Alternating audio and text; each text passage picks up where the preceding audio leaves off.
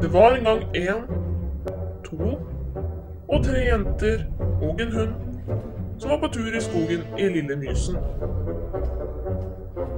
De gikk langt og langt, og enda lengre enn det.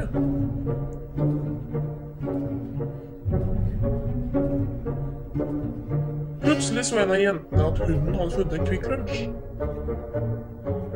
Den lille hunden kom løpende med den lille røde og gule pakningen. Og jentene hadde aldri sett noe lignende. De tok frem appelsinen og termosen med kakao for å kose seg litt. De bestemte seg for å smake på sjokoladen.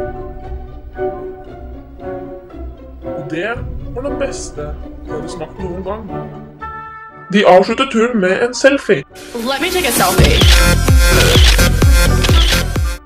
Om du ikke har smakt denne gode tursjokoladen, så smak det vel. Kanskje du føler deg kvikkere også? Prøv Kvikk Lunsj.